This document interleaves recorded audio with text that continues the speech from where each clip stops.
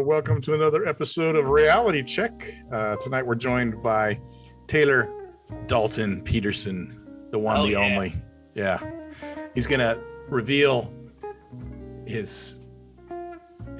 all of his secrets to us tonight. No, he's gonna tell us about his hopes, his dreams, his ambitions. He's going to talk to us about how he feels about his mom and dad coming home soon, and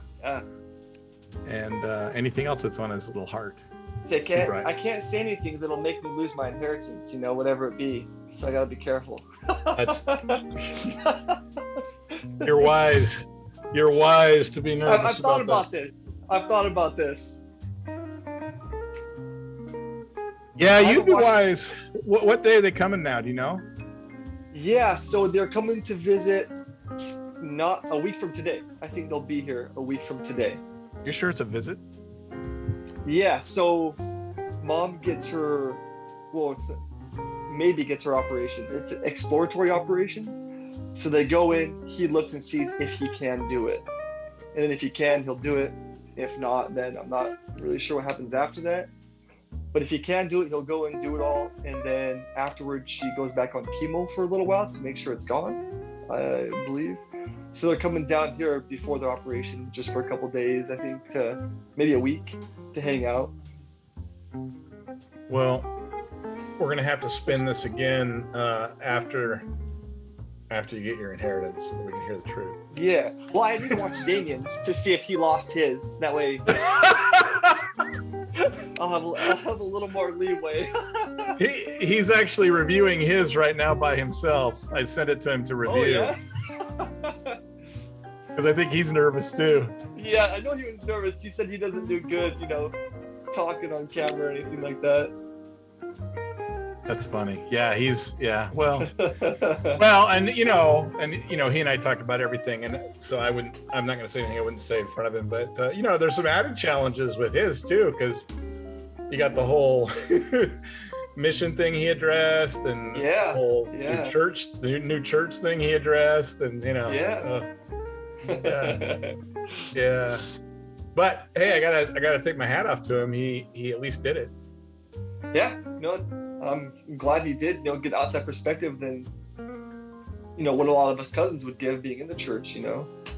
We got people who won't do it. There's people who, well, I shouldn't say they won't do it. I've got a group text that I sent out to 6 people, and not a single one has responded.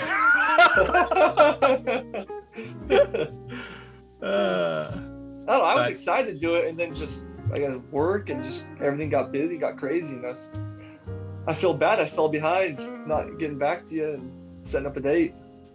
That's all right. Because we're here now. I like hearing about the cousins. Grew up with all of them ever since I was little, and then you just kind of grow up and you lose contact with them. So it's good to hear about what they're up to and stuff. Oh, I think these definitely have a value. Oh yeah. I wonder if there's definitely value. I mean, I've heard from all kinds of quarters, people saying things, like how much they learned about this cousin or that cousin that they didn't know before. And I'm not talking about things as much as just getting to know people, Yeah. Mm-hmm. Well, there's also I was talking with Michaela, there's age groups within the cousins too, where you don't really get to know many of the cousins outside of the age groups. Like in my age group, it's me, Carlin, Ridge, Wes, Drew, and we all hung together. And then there were girl cousins right below us. We hung out with some, but then the older cousins kind of had their group, but they always hung out together, and we never socialized much with them. And then there's Rory's group above them, where I never got to know really any of them, just because they were older than me. And but all you guys have some things in common, which is kind of cool. Nobody's doing anything wrong per se. I mean, it's just that I've noticed that. Don't ask me too many questions then about that. Let's turn this light on again. Oh, sheesh.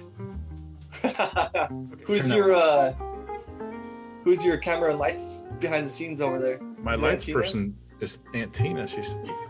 This Come has on, not been Aunt Tina. I know. Get it together. Didn't you help Kyler set up his gaming system, like his lights and stuff he had on that? Did you help Kyler set up his lights for his gaming system, or was that me? Not me. Yeah, it wasn't her. Right. We'll have to roll with. I guess we're just gonna have to roll with that. Jeez, I don't know what the deal is. It's either washed out and shiny, or it's all red. Oh, I'm gonna have to drop a filter on it. Okay, that's good. Thank you. I appreciate it. Don't blackface it. You might get in trouble. All you'll see is my teeth. Right. Shh. Cut that out. Cut that out. Yeah. I got a public figure here, you know. That's right. No, it's always interesting though to watch. Like, I don't ever really know what's going on with the cousins, you know, the nieces and nephews. Like when we go someplace, but I can see a few pair off once in a while, and they'll give that knowing look or that smile or whatever, and off they go. You know, so you know something's going down. But it's probably just, you know, some kind of private conversation or something that they've got going. But yeah, I mean, it's always been, and you probably heard this if you watched any of the interviews, but I've really been impressed with how you guys all just love each other. I mean, and I'm not saying like you love each other. What I mean is you like forgive each other. Like you don't hold each other to account any more than, you know, anyone. You know what I mean? Like you don't condemn each other. Which is kind of cool. Yeah, I don't know. I feel like we were very lucky growing up how we did. And when we were messaging, like I want my kids to grow up with around their cousins, and because I mean the cousins were an amazing influence on me, you know. It could have probably turned out a lot. I could have probably turned out a lot worse if I didn't have my cousins around me helping me out, you know. Yeah. Being good examples, you know. Oh yeah. But, no, I loved it. Yeah. Yeah. So tell me about your situation. You're living in Spoke, or no, you're living in Moses, and you're running you got a deal going with your dad with a car wash, yeah? Yeah. Yep. And and tell us how that's going. Tell us a little bit about that business, how it runs, how it operates, you know, what your responsibilities are. Oh man, like, well, to begin with, when they first offered me, Dad and my Uncle Gary, I was like, oh, I'll run the car wash, you know, all right, not going to be too crazy. Like, you know, I didn't realize how busy it could get or how well it could do, you know, just a car wash. But, I mean, last month we did 17,000 cars in a month. Wow. And what's the average cost per car? Like $10? I think it averages right out to that. You know, the wash prices vary from 8 to 17. I think the average one is probably 10 or 11, something like that. That's amazing. Yeah, and it's a ton. Last year we did 114,000 cars. So this year is going to be better than last year. Well, so far it's been better. But yeah, that's cool. As far as what I do, I mean, I just kind of sit at my desk and act like I'm, you know, earning my paycheck. But I'm just kidding. Don't tell everybody. Don't stand that. That's right. He's working hard. He's just busting tail all day long. 14-hour days, no lunches. I eat top ramen at work, just like college. That's right. So I do a lot of the scheduling, which my assistant manager does a lot of that now because I hate scheduling like employees. So she does a lot of that. I make sure employees are where they need to be, make sure they're prepping cars correctly. I deal with a lot of customers, unfortunately. I don't know if it just runs in the Petersons, but I get kind of hot-headed sometimes. And I really, oh man, I want to throttle people so bad. Sometimes I just want to grab them. Customers? Yeah. Oh yeah. My employees are all great. Like they listen, you know, they do great work. They're hard workers. They show up when they need to. But man, customers, some people, I don't know how they made it this long in life. Like, I really don't know. But I do a lot of customers. I do all the maintenance for the wash. Well, tell me about the car wash real quick. Is it one that grabs the car and takes it through, or? Yeah. So they'll pay at the pay stations. You know, pay stations are all automatic. We have some out there helping. Then they'll come around to the wash. We'll have a person guide them forward, prep the front. You know, scrub the front, get some bugs off, scrub the back, pull them forward onto a track, and then a person inside will press a button and rollers will come up and push the wheels. It'll push them all the way through the wash. And then So it's sort of like the Bush one right over here by Lowe's over here in Pasco. Yeah, just like that one, except Okay. better. But Yeah. Well, yeah. Not just like, it's better. Yeah. Bush is actually building one here in Moses, but Bush Car Wash got bought out by Mister, which is a big nationwide company, which is good and bad. Yeah. Good because they don't try to compete with individual car washes, but kind of bad because they can use their passes anywhere in the nation. But we're not too worried about it. I think we'll still do really good. How close to you are they located? So they're like 150 yards away, 200 yards away. Woo! Yeah, they're off the main street by Walmart, which gets really packed and crowded, like the intersections. We're not too worried about it. Yeah, good. You know, interview me again in a year, and we'll see how we're doing. We don't know what happened. Bush came in here and I don't know. I'm on the street. She left me. She's down in Vegas somewhere. my dad thinks I'm a loser. I don't know what to do. I'm actually in his attic. He doesn't know about it. Don't tell him. Man, that house is so big you can hide. They would never know. That's true. That's true. Actually, yeah. I asked. Go ahead.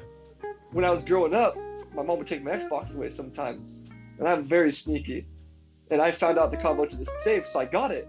And there's so many rooms they'll never look in. I went back and grabbed like a 100-foot Ethernet cable into one of those rooms, and it was just playing in like this little 4x4 foot room that has no heating. I was like in the winter trying to play, and my hands were all cold. That's hilarious. Oh my gosh. That is a huge house, though. There was lots of places. Yeah, so I asked Colt the other night when we were interviewing. I was like, "So do you hear weird noises at night?" He said, paranoid. He's like, "All the time."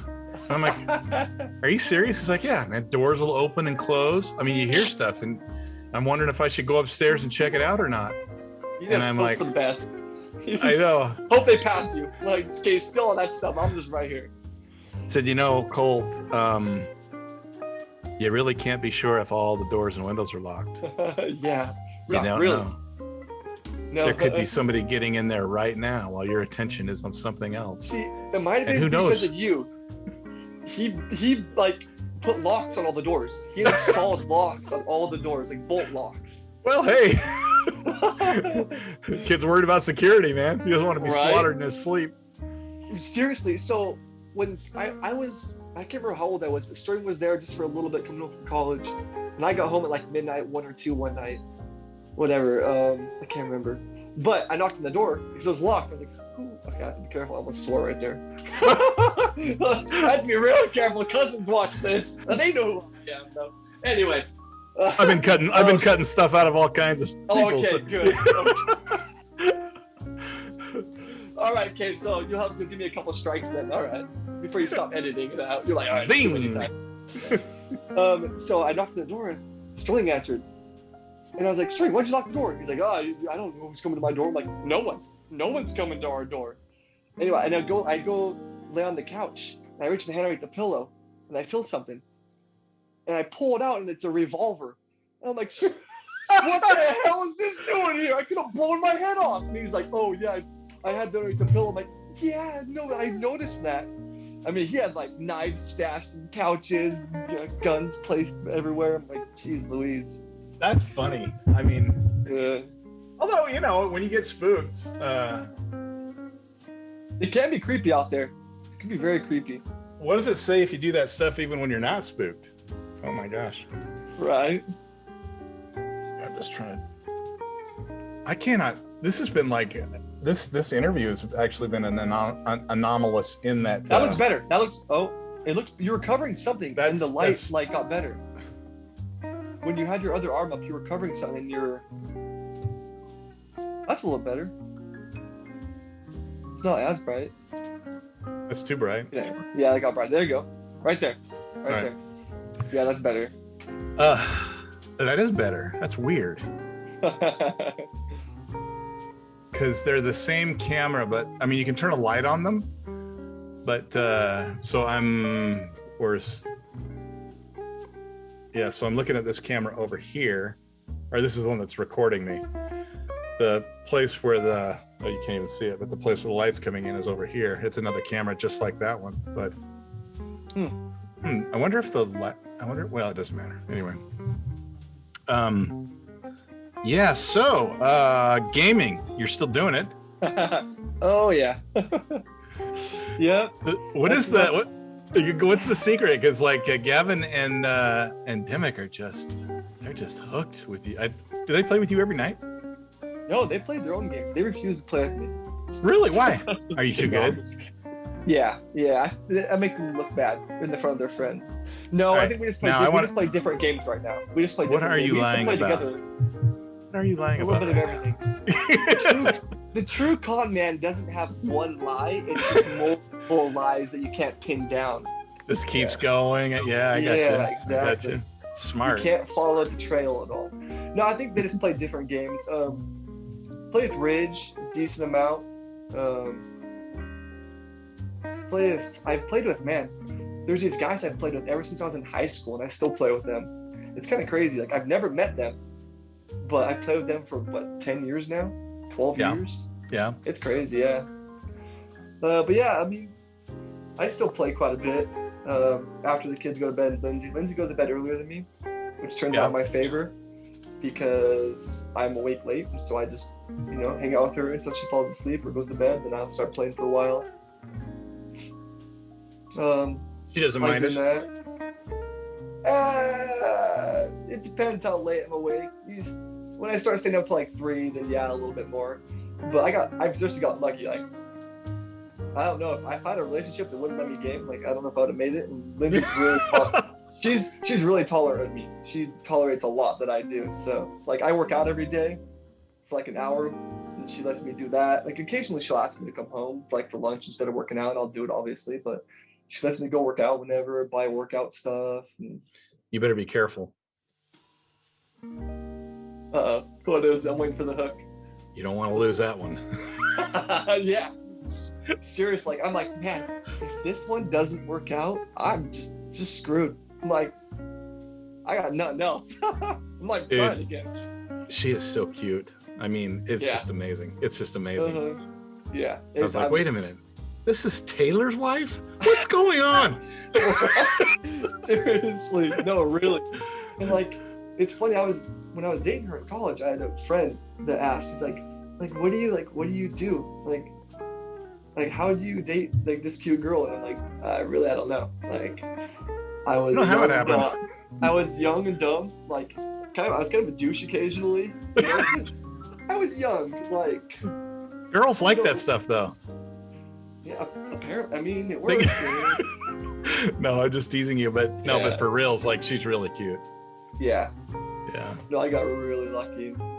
She's amazing with our kids, and like the house, cooks great food, which is also good and bad because I've gained a little too much weight. So really, that's why you got to work out. Huh? Yeah. Well, I've been losing it. I got up to like 215 when I was in Vegas. Are you serious? Yeah. You don't look like you'd be that frame would support it. It didn't very well. What are you down to? I'd get up out of bed in Vegas and I'd be like, my back would hurt and my knee would hurt. I'm like, oh no.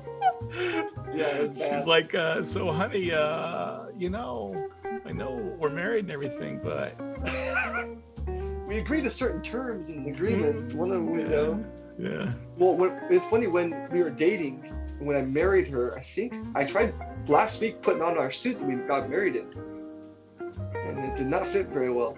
No. I'm at 200 right now, so not as bad. Like, it's a pretty solid weight. Yeah, but I mean, you look good. You got some. Looks like you got some good tone on you.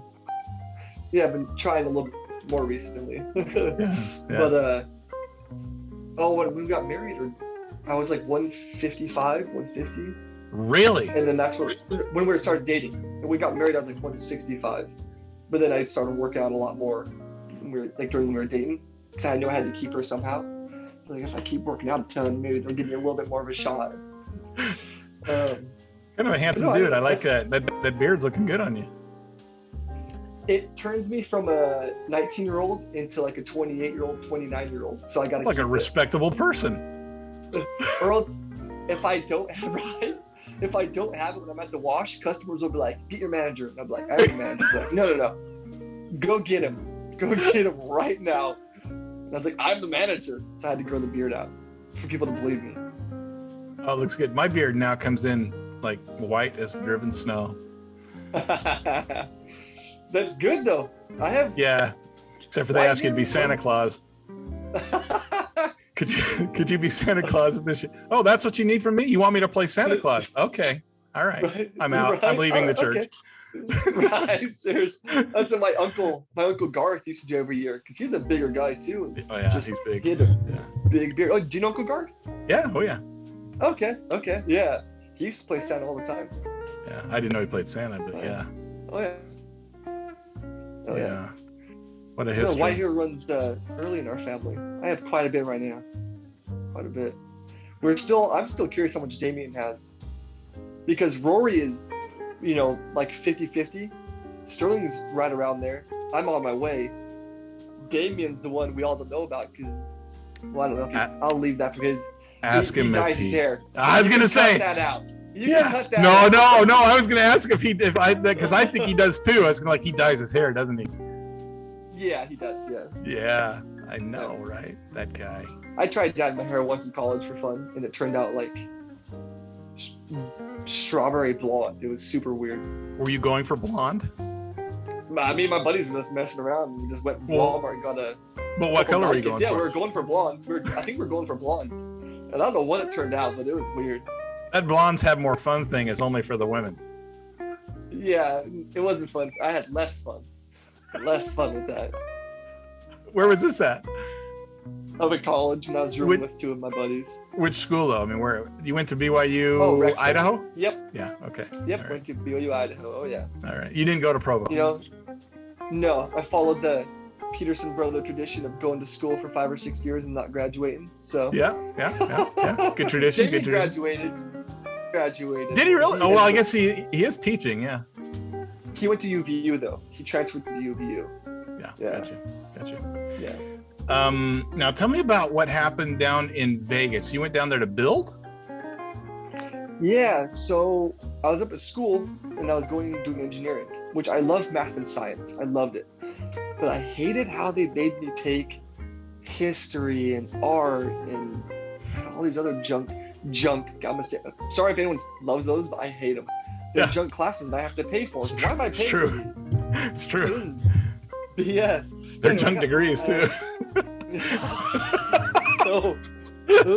Unless you're gonna go to like law school or something, they're pretty much useless. Yeah.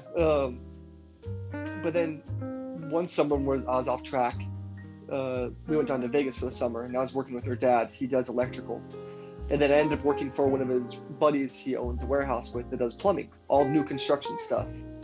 And I'm working with him, and I loved it. I loved doing electrical, loved new construction. I was like, this is what I want to do. I went back into school, and I'm like, why am I here? I don't need school for this. Right. Like, being 4 years as an apprentice, you can become a journeyman and make more than a person coming out of college can. Yeah. Which is what Sterling does, and he makes great money. Sterling makes really good money being an electrician. He always likes to make fun of us plumbers, though, because we make more than them, and we carry a lot less tools, and we just walk around with pencils, drawing stuff. But no, I loved it. So that's what I did down there. We were down there for a year with her parents, and we were looking at getting our own place. And that's when Dad got a hold of me and was like, hey, do you want to run the car wash? And I was like, we liked Vegas because of her family. I love her family. Like, I love her mom and dad to death. Like, I do anything for them. Like, they're That's like awesome. my second parents. Yeah, I got really lucky because her dad and me are like, we're just alike. Like, we like guns. We like messing around a little bit too much. We like our toys. Yeah, kind of rough. Like, we're just like, I like her dad a lot. And her mom is like the nicest lady ever. Like, just so sweet. And she was part of the reason why I gained like 20 pounds when I lived in Vegas. It's because my weakness is cookies. One night she made a whole batch of cookies, and I ate the whole batch, literally the whole batch. And then she literally made another batch that night. I was like, what are you doing to me? You're killing me. Literally. Wow, you scored. You scored. I did. I really did. I got lucky. Yeah. Yeah. And yeah. they're actually probably going to move up here. Oh, really? Why? What's bringing them up here? Vegas is changing. Yeah. They don't have all their boys are going to be leaving Vegas, so they won't have as much family in Vegas, and Vegas is changing, and Jeff's a big gun guy and doesn't like Vegas as much, from what I understand, as he used to. And so when you say up here, does that mean Moses Lake? Yeah, Moses Lake. Okay. Yeah. And they're actually coming up like a week or two after my parents, and they're going to look at some land, and we're going to go mess around. And yeah, but I'm excited. Cool. Yeah, I hope and it you works guys, out. I'd love to have them up here. You guys have the temple coming in. You got all kinds of stuff happening up there. Yep. Yeah. A really good friend of mine here works in the temple. Huh. He's an engineer over there. Yeah. Were you up there before Vard left? Yeah. So I was up here a little bit before Vard left. When COVID hit, all the gyms were shut down, and I'd be walking past or driving past his house, and I'd see Vard's shirt off in his garage with his buddy lifted. And That's I'd funny. honk at them and catcall them all the time as I drive by. They'd look over and they'd see it was me and like, ah, dang it, never mind. So do you remember you might have even been a part of this. I don't really remember. I only really remember Vard doing this. Flex off? Yeah. Were you in that? I was probably like 110 pounds at the time, so no, unless you wanted. But you remember the event, right? Yes, where he was flexing and he passed out. Well, nearly. Yeah, he turns a different color and like, oh. Hey, sometimes it kills you to become number one. All right. That was awesome, though. Yeah, those are good times. Hey, let me see that gun again. Pick those guns up. You were Come on, you're looking good. Let's see. Oh, hey, you're looking good. You're looking good. That's awesome. I go every day. I better. I'm not on my phone the whole time. Just texting. But oh yeah, there's a lot of people that just go in there just. And I do that sometimes. I'll play a game for like 5 minutes. I'm like, oh, I gotta work out. What's the name of the gym? Anytime Fitness. Anytime. You guys have a Planet up there? Planet Fitness? No, and I'd never go to Planet Fitness. Jeez. Oh, I've seen videos on it where like, if you drop weights too loud or if you grunt too loud, which I don't really grunt. I mean, sometimes you just kind of have to. But they like have a lunk alarm and they'll kick you out of their gym. So I'm like, I don't want that. Yeah, but no judgment. Unless you grunt too loud. If you grunt too loud, they're gonna judge you. Unless you're in too good a shape, and your shirt's too cut off, then they'll judge you and kick you out. That's right. I don't know for sure, but you're making people uncomfortable, and we can't have that. No, you gotta have a little safe zone for everyone nowadays.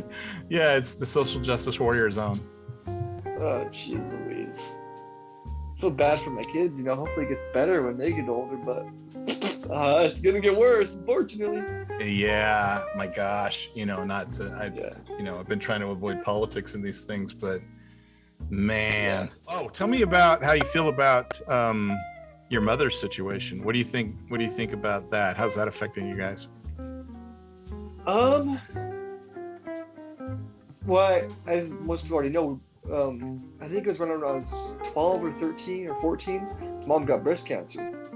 And back then, it didn't even cross my mind that she might die from it. I don't know why, but it didn't even, I don't know if it was denial or what, but I didn't even think about the thought that she could die. Yeah. And I mean, if anyone could do it, it's my mom. She's super, it's crazy willpower. She does anything. She's tough. She can get anything done she wants. So I can't remember if she was getting her master's while she was getting chemo and stuff like that.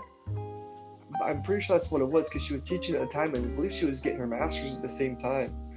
And even now, I mean, my mom's close to 70. Let's say, cut that out and put the close to 60. Uh, You're such a brown noser. right. I mean, and I still feel like, hey, if anyone can do it, it's my mom. Yeah. You know, and my dad's there with her. I just worry sometimes about them because in the past they haven't been the best at letting us kids know what's going on. They like to keep stuff private, and it kind of made me mad a little bit when I found out my dad had a couple of strokes, smaller strokes, but some strokes. My brother had to tell me. My brother told me that, and I was like, Dad. Which brother? Sterling Okay. told me. Yeah. And I was like, Dad, like, you gotta let me know what's going on, like, with your health and stuff, like. And I feel kind of bad at the time for saying, I don't know if he remembers it, but I was like, Dad, you were gone for like 8 years. Like, you gotta let me know what's going on so I just don't lose you. Like, cause, and it made me mad a little bit when they went on the mission. It was selfish for me, but I was like, I just got to Moses, and I'm just hanging out with you, and it's been forever. I never hung out with you all through high school because you were gone. In college, I was gone, and now I got here back to Washington, and you leave. But it was turned out to be great. They did, because Mom was down in Utah, where they have some of the best cancer facilities, you know, in the U.S., and it turned out great. But I don't know, I was a little mad when they left, but I love them to death still, you know. But as far as Mom goes, I mean, I don't know. It still hasn't. It has. I broke it down a couple times with some news from stuff. About what she was going through and how she was feeling, and but we're still all hopeful, and it seems like she's doing better and doing good. So yeah, times when I've seen her on video, she just looks. Yeah, it isn't how you expect to see Brenda. No, not Mom that would chase me around with a freaking switch made out of a reed, hollow reed, to be fair. So it wasn't gonna hurt me. But Mom hit me with a hollow reed once, and it broke. And she felt so bad, she went back into her room and crying, and made me feel bad, even though it didn't even hurt me at all. But no, she's a fighter. Mom's a fighter. Yeah. I feel like I don't want you to miss out on that experience. So if you want, I'll chase you around with a reed. Hollow. It can't be. Okay. Oh, okay. Yeah, it can't be like a wick switch, like a willow one or something. Well, look, I promise that even if it does hurt, I will act like it hurt me worse than it hurt you. Right. So tell me this. Now, didn't you go a non-traditional route to get your high school graduation done? Yes. So I think about that. Thinking back to that, that's kind of crazy too. So it was my senior year. After my first trimester, quarter, I don't even know what we had at the time. That's how much ball does in high school. I had good grades though. Oh, I know the story somewhat, but I want you to tell everybody else. All right. So Dad had been overseas for a couple years. I think by this time it had probably been 7 years. He was getting close to being done. He was in Jordan, the country of Jordan, and Dad was on the phone. He's like, "Hey, do you want to come live with me for a while?" And I was like, "Yeah, sure." So I ended up going and living over there with Dad. Awesome time. Every night, at least one night a week, we'd go out to this restaurant. And this is kind of diverse a little bit, but Arabic people stay out to like late, 3, 4, 5 in the morning. They'll all stay out to like 4 or 5 in the morning just talking. So we went out. It's probably midnight to this restaurant. I got my usual order. I got pepper steak and a strawberry milkshake, and we just talked for hours. And I loved it. Like, I loved just being able to talk with my dad and hang out with him, and I wouldn't trade that time for anything. Like, I missed out in high school on like, I used to be really good at tennis. Went to state 3 years, and I missed out my senior year of tennis, senior year of basketball. But I wouldn't trade it. I loved being over there with him. Nobody else would get to do, or very few would get to do what you got to do. It was pretty cool. Yeah, and it's funny. I know how sometimes some of you uncles are like, what does Stan really do? Like, what does he really do? Get this. He left me for 2 weeks at one time. He's like, "Hey, I'm going out to the border. I'll be gone 2 weeks." He's like, he gave me the keys to the car, and he's like, "Here you go. Here's some money." He's like, "If you ever get in trouble, call this number." it's like the colonel for the army in Jordan, Really? whose dad, the colonel's dad, was the general, the right-hand man of the president for. Surprise! Surprise! Surprise! The dots are starting to connect a little bit. Come on, I don't care. Look, that guy can't. He couldn't reveal it anyway. Even now, he probably couldn't even talk about it. And I know somebody will say, "Oh no," but he really wasn't. He was there for the look. Yeah, he had like 2 bodyguards get killed while he was over there. And Yeah, I mean, come on. Yeah. he had a hit put out for him. Did he tell you about that? No. Do you read about it? So when he was over there, he was one of the few, and he might call me after when he sees this and say I said it wrong and want me to correct it. But I'll give it the best I can. He was one of the, he was a contractor in the area. And there was a reward put out for American contractors for their heads. And my dad was like, well, that wouldn't be so bad, but he was the only American contractor in the area. So everybody's like, we're all going for that guy. Right, yeah, him. He had some pretty crazy stories. But no, I loved it over there. I mean, people were always so nice. Like, I'd walk down the street and they'd be like, oh, American, like, come, sit, talk. And when I was going to school, and all the kids, like, other kids were nice to me. And I mean, it changed my perspective on people over there, because, the news only gives one side. Oh, yeah. And I loved it. It was great over there. Generally speaking, it seems like it's that way all around the world. Like the people in China, for example, Chinese people don't hate Americans, but it's not the people. They were all really nice, and I don't think America has much of a problem with Jordan. Jordan doesn't really have too much of a military, but yeah, they're all super nice. From what I saw, I got to travel around a little bit. Jordan's a very American-friendly country, isn't it? Yeah. Yep. Now, when you were there, what time frame was that? Do you remember the Jordanian pilot that had a hot experience? But so what year were you there? Let's see. I graduated 2010, so it would have been 2009, 2010, something like one of those two. 2010 probably. When we were over there, we actually stayed in the hotel for a little bit before we got an apartment. When we moved to our apartment, they were firing, I forget who, it was some people in the mountains were firing rockets over Aqaba, which is where we were at, and into Jerusalem. So we were in Aqaba, right next to Jerusalem, like a mile away. And in between both cities is no man's land, because the two nations don't like each other very much. So they'd fire rockets over to Jerusalem, but a couple of the rockets hit in Amman. Yeah, not very good aim. But it hit the hotel that we were staying at right out in front of it and killed the cab driver. Just blew. Yeah, crazy stuff.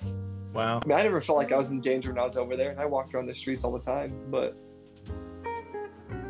maybe it's because I didn't really know exactly what's going on. Well, with all the Call of Duty I played, I wasn't too worried about it, I know the sounds of incoming mortars and outgoing mortars. Well, that's good training. Yeah. You're already trained to handle autonomous or semi-autonomous, drones. You can fly them from anywhere. Yeah, right? Yeah. Seriously. Yeah. So, for some reason, I thought there was. I'm gonna have to. We might have to reconvene at some point in the future, because Gavin had something here he wanted me to ask you about that experience. About your experience in Jordan and coming back, and then I think, yeah, didn't you? So then you came back and you finished GED, correct? Yes. Yeah, so I came back and I went to the high school, and they wouldn't accept my credits, so I took overseas. And so I was just kind of like, whatever, I'm just gonna get my GED. So I went, took my test, got like all 4 whatever in one day, got my GED, super easy. Wish I would have done it years ago. Anyway. Yeah. But then went on a mission, or I worked for a little bit, went on a mission. I told Kyler this. I was like, Kyler, when my mom, growing up, we never really heard much about a mission. Never really talked. We're never really talked about a mission. Turned 18 and kind of expected to go on a mission. Blindsided me a little bit. I was like, what? I don't want to go. I'm playing Xbox every day. I got a good job. I eat pizza, pop. Like, I don't. What are you talking about? Anyway, but I told Mom, like, Mom, I'm not going to go on a mission. And Mom broke down crying, and that broke me. It hurt me bad that I had hurt my mom. And I don't know if she knows this, but she called me when she was driving. I think she was without Rhonda because she went down Rhonda's. And she called me. And she's like, why aren't you going? What's going on? I'm like, Mom, I just don't know if I want to go. Like, and then she thought she hung up, but she didn't. And she was just crying to Aunt Rhonda. I believe it was Aunt Rhonda. And she doesn't know why, like what she did or what they could have done better to make me go. And I just couldn't hurt my mom like that. And so I actually originally went out to my mission for my mom because I didn't want to hurt her. And then after a little bit of being out there, I realized the good I was doing, and I got to love it. And I stayed out there for the work, for the people, for myself. You learn a lot about yourself when you're out there. And I've talked to Kyler a lot about it. Where did you go? Brazil. I went to Brazil. Brazil, I was in Alabama for 4 or 5 months waiting for my visa, and then I went to Brazil. I went to the state of Sao Paulo and Minas Gerais, which is southeast, south middle, something like that. They never taught us geography before we went. They just kind of said, hey, you're going to this place. So, all right, we're going. And I loved it when I went out there, and it was probably one of the toughest things to that date, the toughest thing I ever did. Obviously there's been some tougher stuff you do since then, but you learn a lot when you're out How many missions are in Brazil? Oh man, I have no idea, and I know they've made a lot more since I left. Yeah, I think it's growing like crazy down there, isn't it? Yeah, it's huge now. Yeah. So I really have no idea now how many there are. I was surprised the other day. I swore off Facebook. I wasn't on Facebook for a long time for various reasons, but got on there primarily to market a business. But you end up hooking up with members of the church everywhere, right? And so yeah. I got all these people for whatever reason, from the Philippines that are like, knock, knock, hi, I'm a Mormon too, and which is pretty cool. They're really cool people, but they got 5 temples in the Philippines now, either really? Built or being built. Yeah, it's pretty cool. Okay. And that's where Damien served at too. Yeah. Yeah, we got to talk about his mission a little bit. So, okay, so you go to Brazil, and obviously, and Spanish speaking, right? Or is it Portuguese? Portuguese. Okay. I wanted to go somewhere speaking Spanish because I knew I'd be able to use it after. But so I haven't used Portuguese too much. I'm learning Spanish now, but. Are you? Yeah. Problem is it mixes up with a lot of Portuguese. Yeah. I can understand Spanish really well here. Probably like 80% of what people say, as long as they speak kind of slowly, they don't use any slang. I can understand the majority of what they say, but a lot of Portuguese it's mixed into what I say back.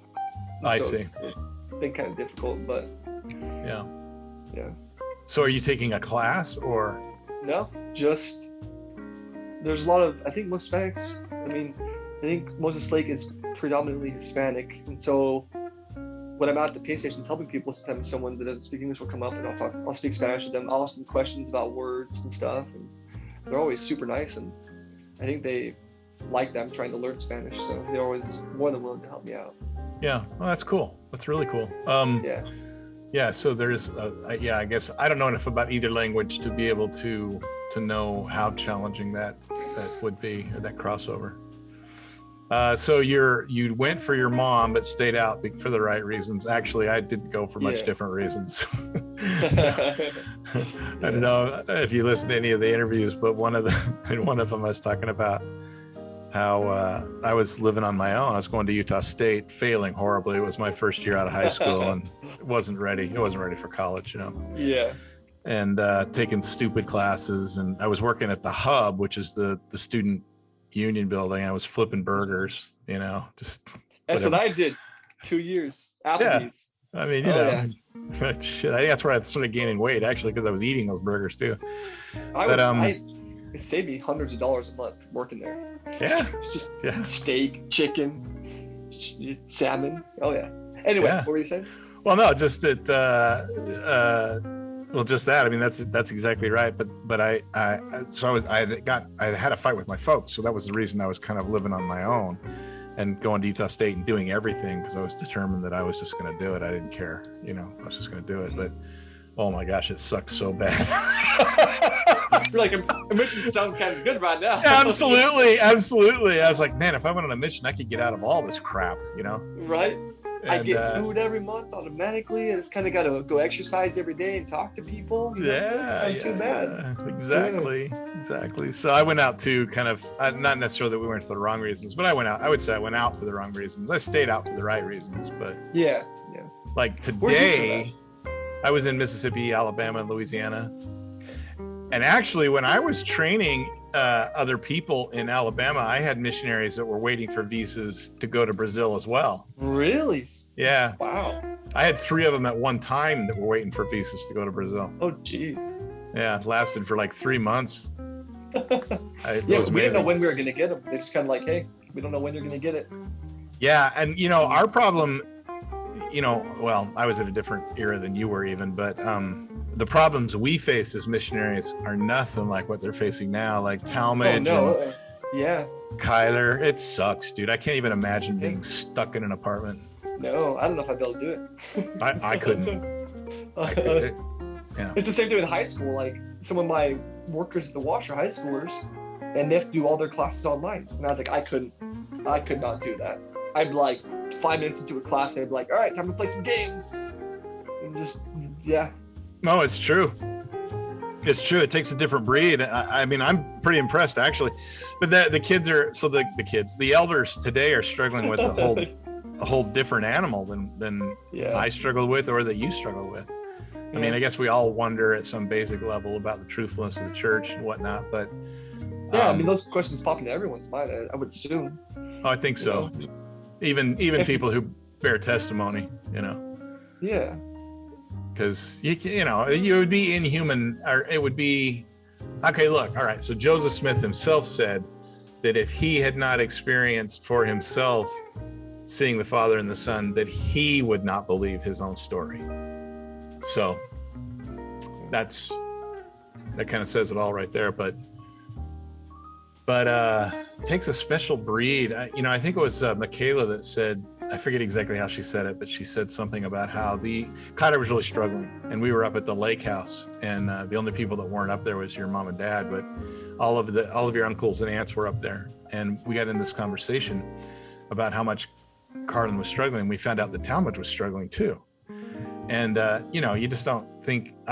This is just how I think. I mean, anybody can struggle. I know that, but I think, well, gee, if the son of a seminary teacher is struggling, then I don't think it's so unusual for anyone to struggle. You know what I mean? Yeah. So I mean, like struggling, like wondering all kinds of things. And but Michaela said something really key about the kinds of people that are called on a mission today are warriors of a new breed. They really are.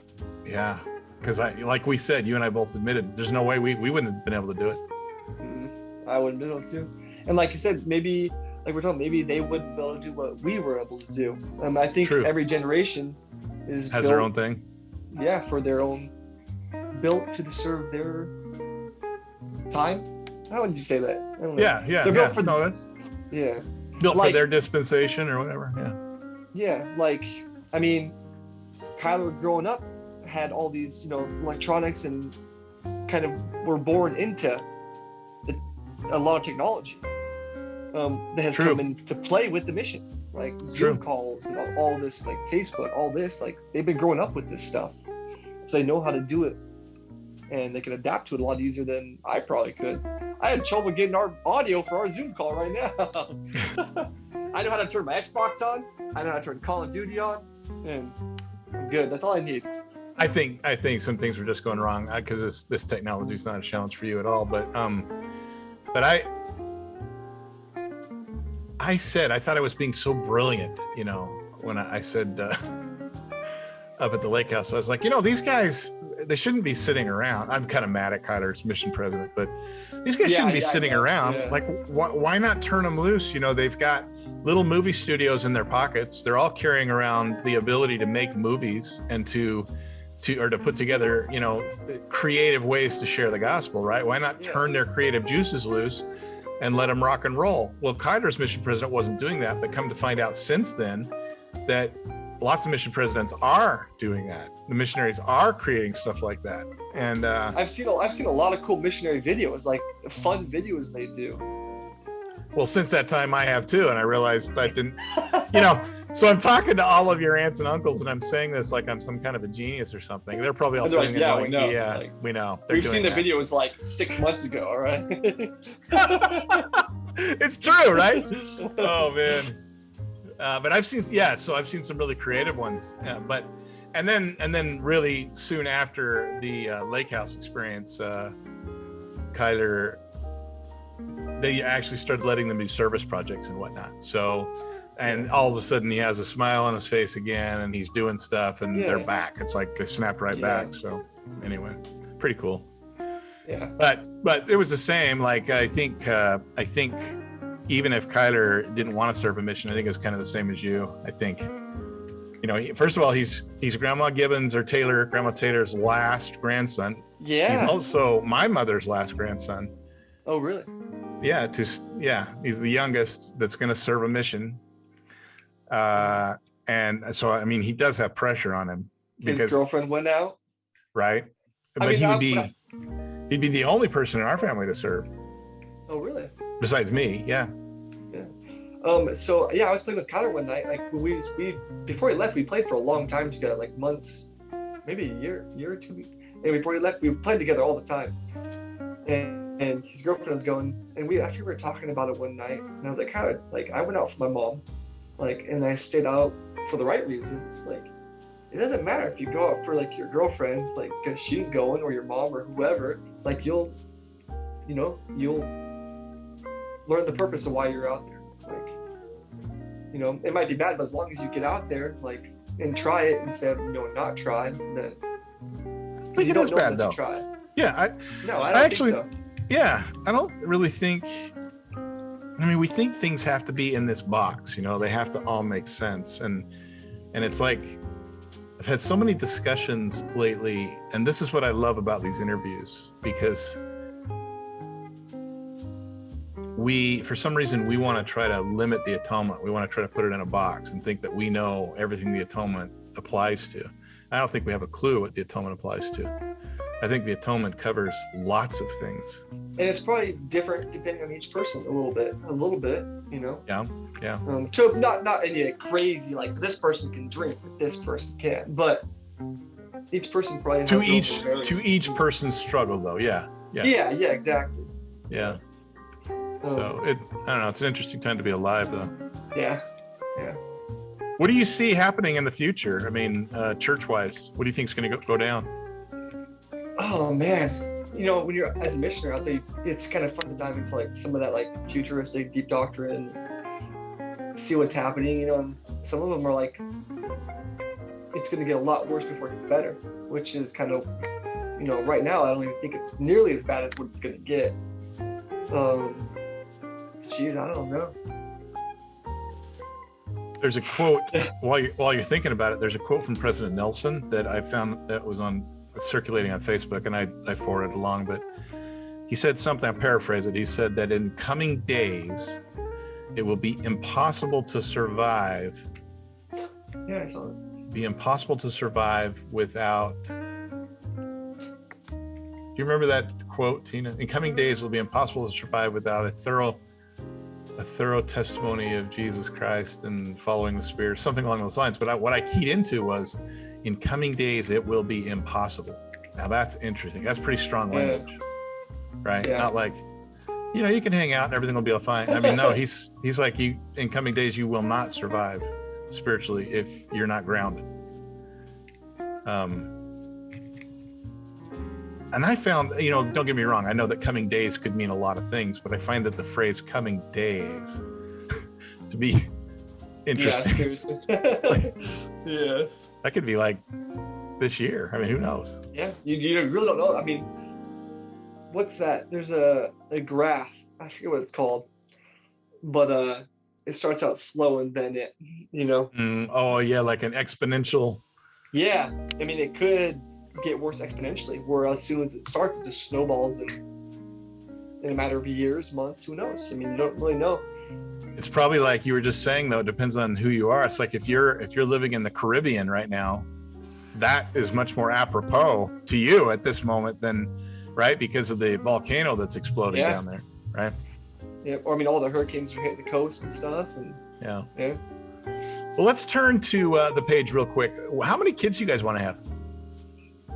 So when we were first married, we're like, you know what, 4 sounds good. Her family has 4, I have 4 in my family, and then we had 1, and we're like, all right, we're done. 1 sounds good, All right, we're done. All right, we're good. Plus, she's crazy. Like, a little girl's nuts. Like, she has so much energy. She's so cute, dude. She is, and she's lucky she's cute, or else I might have sent her somewhere else. I just found the only time I really met her. I mean, don't get me wrong, I met her before, but the time when I really remember was when we were at Adeline's house that time. I forget what was going on. But Adeline and Colt's new house, anyway, that was the first, and she came to me. That's probably why I remember it. But so full of energy, that kid. Oh yeah.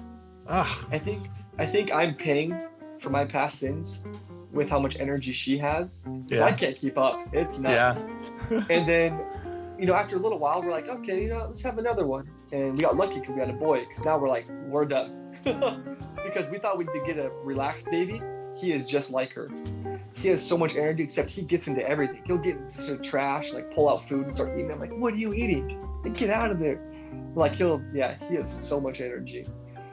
And we're good with 2 right now. We're good with 2. Right now. What about Lindsay? What is she? She's good with 2 as well right now. Yeah. Really? Yeah. I mean, they drive her up the wall, all day.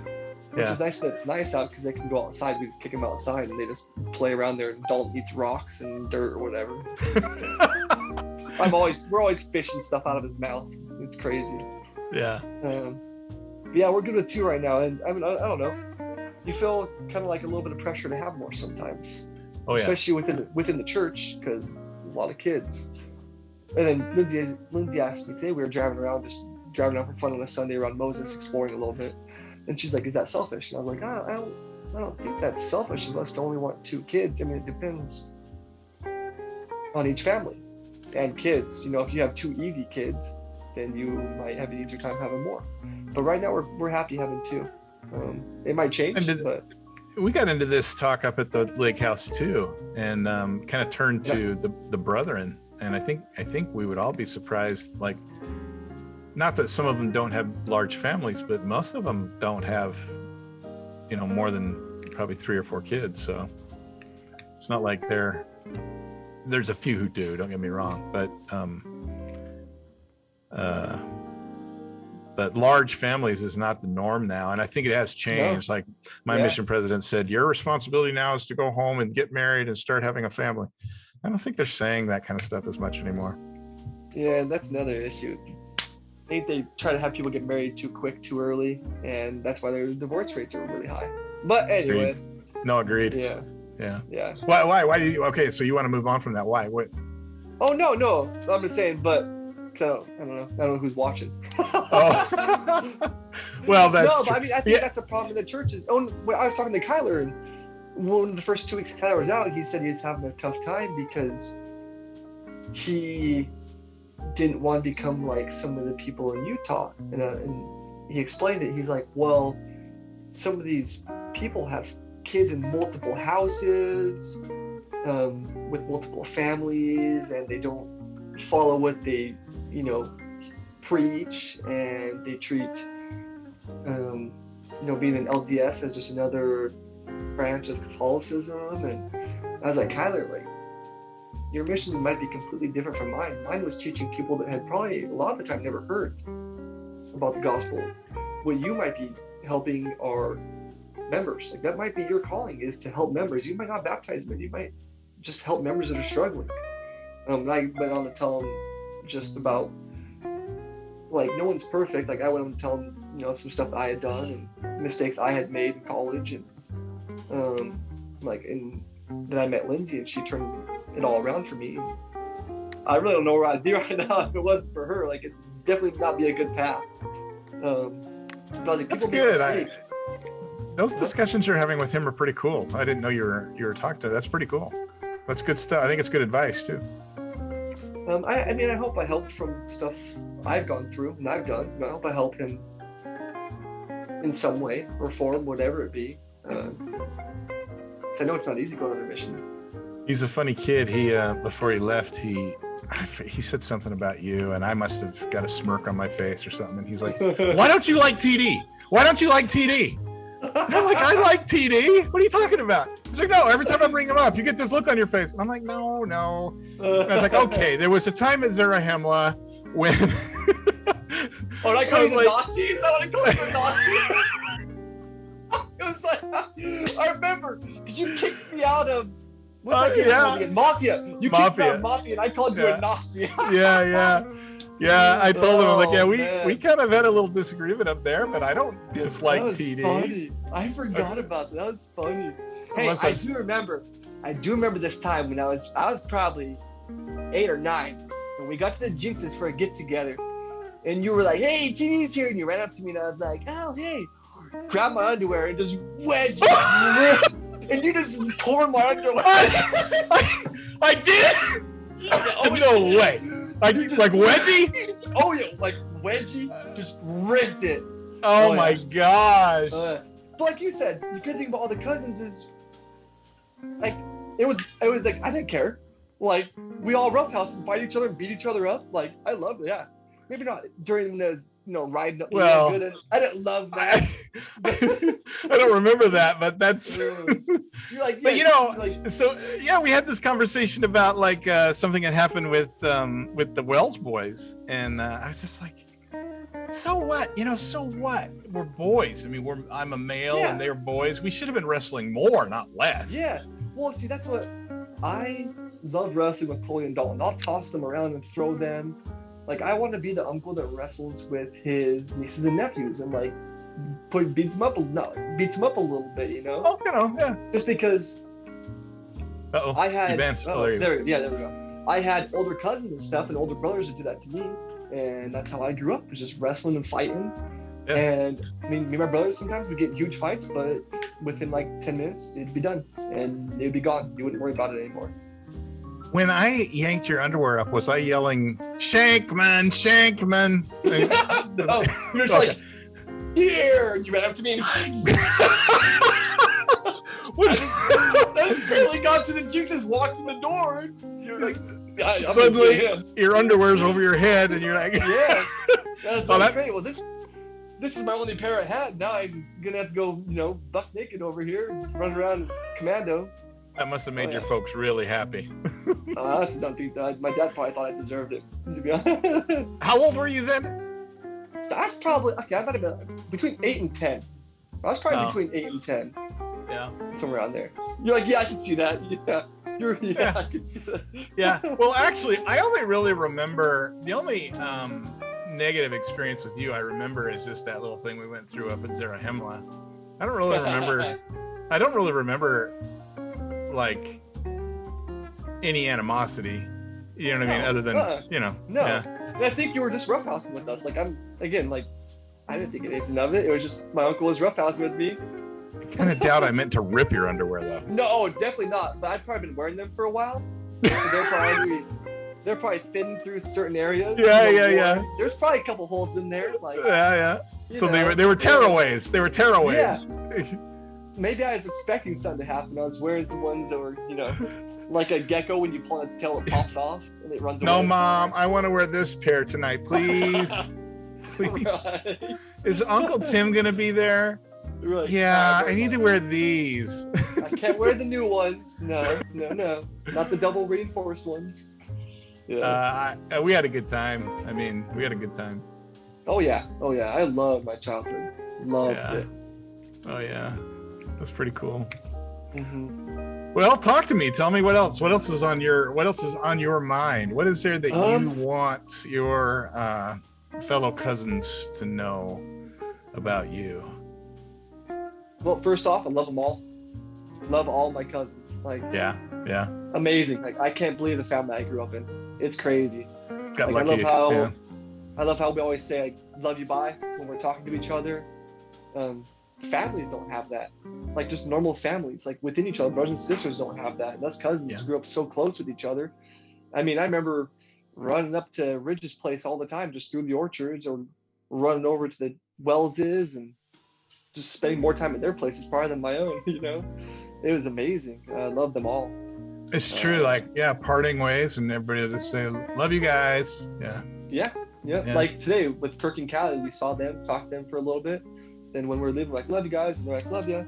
I mean, even people who didn't grow up in our family, like Callie, she'll say, love you guys, bye. And I love it. You know, we have an amazing family. Like, you know, other people kill for what we have. And sometimes take it for granted, you know, like, I wish I'd spent more time with my cousins now that I'm not around them as much, you know? Yeah, but now you have an opportunity, though, because even though you have that memory and you wish maybe that there was more of it, you know, you can create that same thing going forward, right? That's what I'm trying with my kids, which is what I want, you know? Yeah.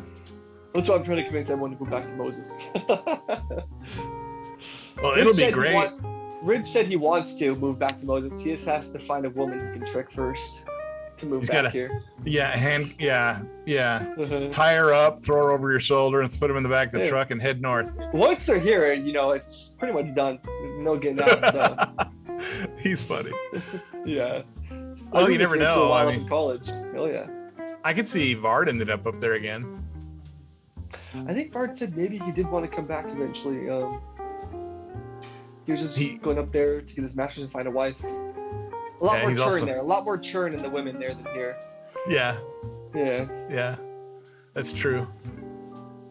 But yeah, and I mean, who knows what's going to happen with Dax and those guys? I mean, if they end up. Yeah, because they're over in Yakima, all right? Mm-hmm. Yeah, they're over in Yakima.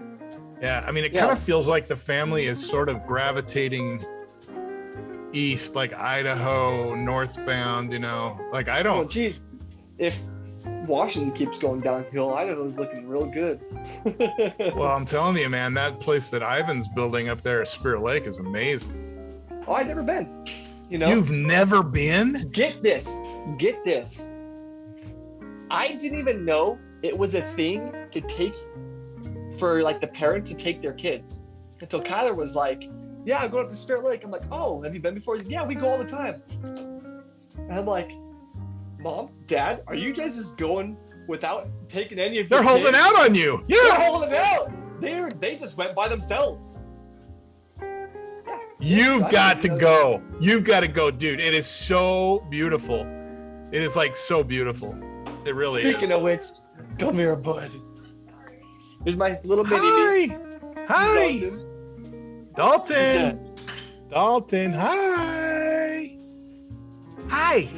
This is my chunk. He's the one that loves to eat. Hi, Dalton. Food, hey, stick in there. That's right. We all love to eat. Tell Lindsay to stick her face in there. Come here for a second. Say hi. He can edit it out if you think you don't look. Oh, Come on, Lindsay. She is sick right now. So what? I just want to say hi. He just wants to say hi. He'll edit it out. He just wants to say hi. I'm just kidding. Hi. Not feeling good? Oh. You got the. What's going on? She wishes I had COVID. No, apparently I'm the only one that gets normal sick nowadays. Yeah, because I thought all the normal sicknesses were cured now. Yeah, me too, but I don't. Taylor wished I had COVID so he could get off work. Well, you know, okay, so here's something that's interesting. Like, we donate blood plasma over here at BioLife, and you get paid for it. I mean, they give you money for it, but apparently, if you, Tina was told me if you get like $100 a pop. So you ready for this? In Rexburg, big thing over there is donating plasma. Big thing. Like I did that. Bye, Linz. She said bye. I'm right here. Oh, she's right here still with Bob. Oh, okay. All But right. in Rexburg, it was a big thing to donate plasma. Like I did, all the cousins do it. When they found that out, like people, donating plasma, they had COVID parties to try and get COVID. When you Serious? donated plasma, you could get more money. That is Yeah. funny. Yeah. Oh my gosh, that's so funny. Yeah, because I used to give plasma twice a week up there. Just Yeah. read a book, watch a YouTube video. Oh yeah, it was great. It's great extra money. I mean, geez, Oh yeah. we do it now. We get grocery money easily. Oh yeah. Like if we had one here at Moses, I'd do it. Yeah. You just sit there for like an hour and just get paid. Yeah. Get free Gatorade after. Heck yeah. It's perfect. What are you eating, bud? Ugh. So when does so tell Lindsay that she's on the hook too. She's gonna have to do an interview. Uncle Tim said it's only a matter of time for your interview. If you what? She said if you edit her out of this, she'll do one. Anything to get her on live. That'll be great. Anything to get you on live. She'll do it. She'll do it. Dalton, you dropped this. Yeah. Here. Yeah, that's good because for every male nephew I put on, I got to put a couple of nieces on just to keep the viewership up. Right. No, seriously though, Vard's like pushing. He just went over 200 views on his video. It's amazing. Oh really? It's probably all those single girls watching this video. Maybe. Yeah. Uh-huh. Oh yeah. Wesley's is over 200 now. Well, I mean, let's be honest. Freaking Wesley's good-looking guy. He's a doctor. He's in shape. Like, yeah. I mean, I don't know why he can't find a wife. I mean, I'm sure he has them lined up. I know. I was gonna ask him, but I'm afraid I'd get chewed out for it. But I was gonna say, so we got thing going on here. What's going on? There's no way that you're having traction. Oh, I was like, as I said, what is that? See, I got to edit that out now too because I can't say. So I won't say. Anyway. No, he's just. I mean, in college, he's just super school. Very focused guy and driven. No, it's very admirable, really. He texted me, Drew, Ridge, Carlin, and Wesley have a group text. Wesley texted me. He's like, "Hey guys, if you have any ideas," he's like, "I'm looking to invest money and like ideas." And I was like, "I got a couple." He was like, "I got a couple," but he's very driven, very smart. Right. So here's something for you. So Carlin told us about this. Do you know who the? Oh, now I'm not going to remember the names. Not Stark. Oh, for crying out loud! Maybe it'll come to me when I'm talking. So we have a member down here in our stake, but I think he's in Columbia Basin Ward, whose son went down to Utah. You might have already heard about this. He went to his grandma's house, and his grandma had some little piece of something on the ground, and he picked it up. He looked at it. He's like, "What's this?" And she's like, "Well, that's a yoga tool, a tool that's used for yoga. Like you roll your back on it or something." And he looked at it, and he's like, "Oh my gosh, I can make this." And so he started making them out of foam. Long story short, because I don't know the whole story, you have to hear it from Carlin. But so he went and did the research and found out there's no patent on it. And somehow he got hooked up with manufacturer, I think in Taiwan, and they ran some sample units, and he started. I don't know exactly how he started, but like his dad says that he's not the sharpest tool in the drawer. So that just tells you, right, that he had a great idea because he ultimately got that thing rolling. And his dad says now that he is worth more money than anybody you could name in the basin times 10. That's crazy. Just small. Yeah, and it's just it's a dumb foam. I'm gonna have to find the link and send it to you.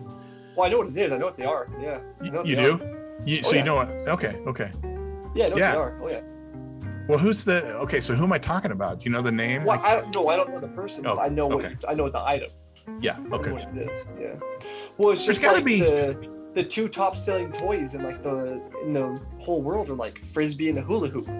Isn't that funny? Like plastic discs, like.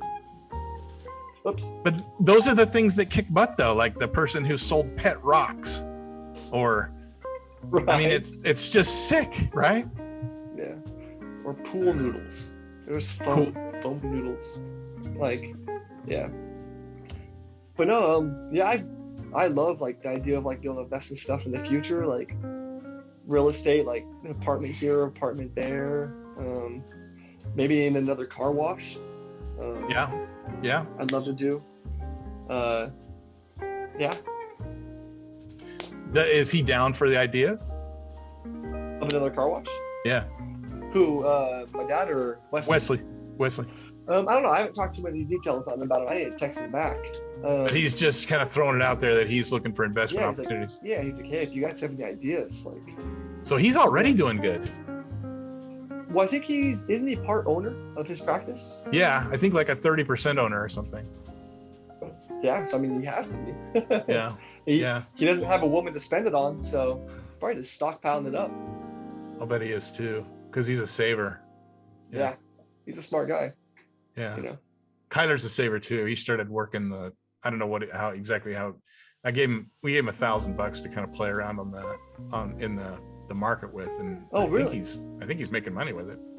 Oh, that's awesome. Was. I don't know how much he's doing when he's on his mission or whatnot, but yeah. Well, look, we're gonna have to. Okay, so like what I've said to everybody, like our interview is weird because it like was all over the place and not really very directed. But we'll find something cool out of this. I'll edit it down so we have something to show, and then let's plan on reconvening after. We'll put this one up. I'm actually finding that the ones that started out, first of all, when I did Bard, it was less than, I don't know, like 40 minutes, and that's got a lot of views. And for some reason, the people that watch them like them so much that they push the interview and push it until some of them are getting over 2 hours long, and that's too long. Yeah. In order for the interviews to be really successful, they need to be kept shorter and hit some real key points, and then get out, and those I think will get watched. But that'll also give me an opportunity to continue on, like getting to know you and my other nephews and nieces better by having other discussions.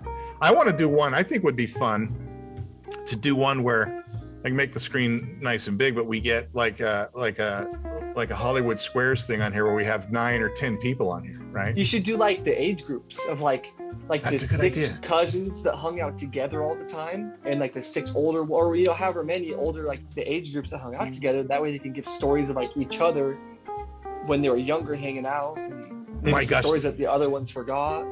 So that's a good twist on the idea, because I mean, think about it. Like everybody talking, telling stories. You know how many people are going to tune into that?